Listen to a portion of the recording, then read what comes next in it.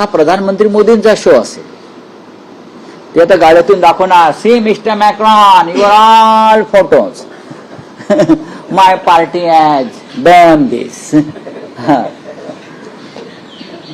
बोला ना, येड्यांची जत्रा आहे. काय करणार आलिया भोगासी. शेवटी या देशात राहायचं आहे.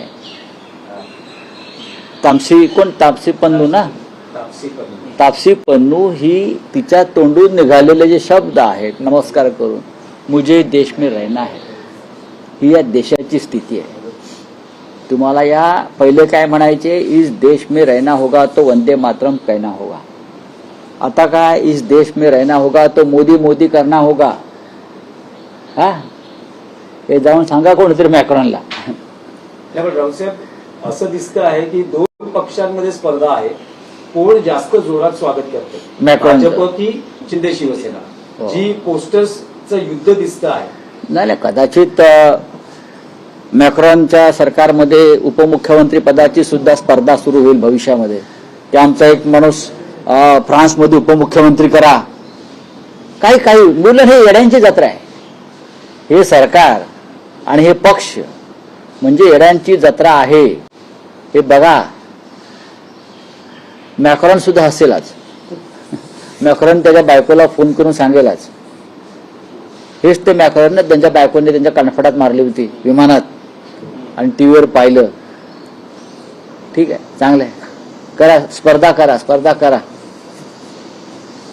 रावसाहेब, आता दुसरा विषय आहे अजित पवार यांच्या अपघाती मृत्यूचा. रोहित पवार यांनी 2 प्रेझेंटेशन सादर केल्यानंतर पुन्हा उद्या ते आणखी एक प्रेझेंटेशन सादर करतायत. त्याआधी जी माहिती समोर येते की अजित पवारांच्या अपघाताचा खासगी गुप्तहेर संस्थेकडून तपास होण्याची शक्यता आहे आणि ब्लॅक बॉक्स खराब झाल्याची माहिती समोर आली आहे. रोहित पवार असं म्हणतात, 5 दिवसांपूर्वीच मी शंका उपस्थित केली. एक लक्षात घ्या, अजित पवारांचा अपघात हा नक्कीच संशयास्पद आहे.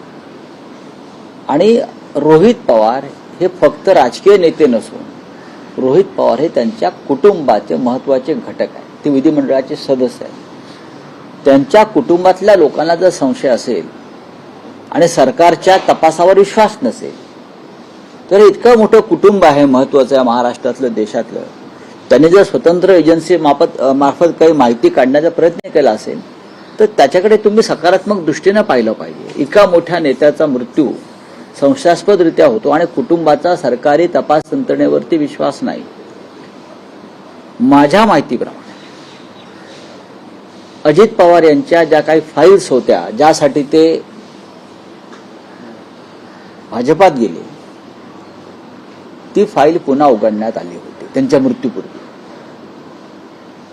खास करून जरंडेश्वर साखर कारखान्याचं कर्जाचा विषय होता. ती फाईल इथून अमित शहाकडे गेली क्लोज करण्यासाठी. पण अमित शहाने त्याच्यावरती ही फाईल क्लोज करू नये असा निगेटिव्ह शेरा मारून पुन्हा महाराष्ट्रात पाठवली. आणि त्यानंतर भाजपचे मंत्री बोलायला लागले, तुमची फाईल बंद झालेली नाही दादा. आणि मग दादा म्हणाले, तुमची फाईल आमच्याकडे आहे. इथून ती सुरुवात झाली. ज्या कारणासाठी अजित पवार हे भाजपात गेले, भाजपाबरोबर गेले, ते कारण संपलंच नाही. त्याच्यामुळे दादांनी मागे फिरण्याचा जो एक पुनर्विचार सुरू केला, तिथून या सगळ्या रहस्यमय घडामोडींना सुरुवात झाली. अमित शहाने ती फाईल बंद करण्यास नकार दिला. आपण जर कोणाला मिळाली तर त्या फाईलचे शेरे जाऊन पाहू शकता.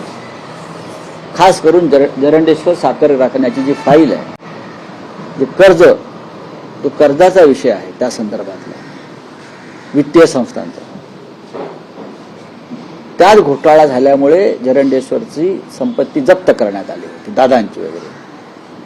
पण ती फाईल अचानक उघडण्यात आली आणि केंद्रीय सहकार मंत्र्यांनी ती चौकशी थांबवू नये, फाईल क्लोज करू नये, अशा प्रकारचा शेरा मारून ते फाईल महाराष्ट्रात पाठवली. आणि त्यानंतर महाराष्ट्रात गेल्या 3 महिन्यापासून दादा विरुद्ध भाजपा हे सुरू झालं.